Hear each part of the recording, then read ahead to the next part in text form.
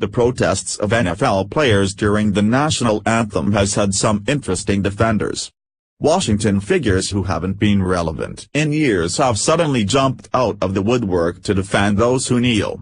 One of those names back in the news is Joe Lockhart, a former White House spokesman who defended former President Bill Clinton after the Monica Lewinsky scandal broke, the New York Times reported.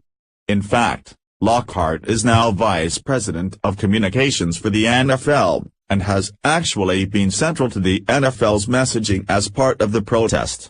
According to the Times, interviews with several team owners, all of whom refused to be identified, revealed that Lockhart was the one who came up with the idea for the protests to continue, but for them to be spun as patriotic. I'm glad to see that Lockhart has moved on from defending sexual predators to defending those who disrespect the flag.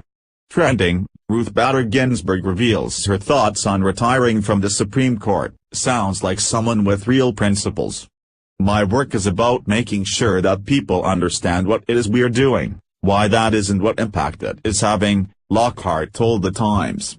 That's devoid of a political agenda. It doesn't mean I don't have political views.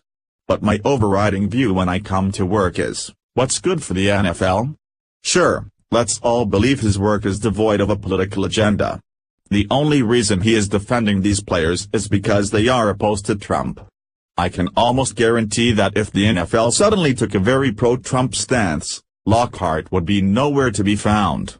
Lockhart's relationship with the NFL hasn't been all sunshine and roses. Some owners have pushed back on the narrative he has tried to spin. After the protests started, Lockhart told reporters that talk about police brutality was what real locker room talk is.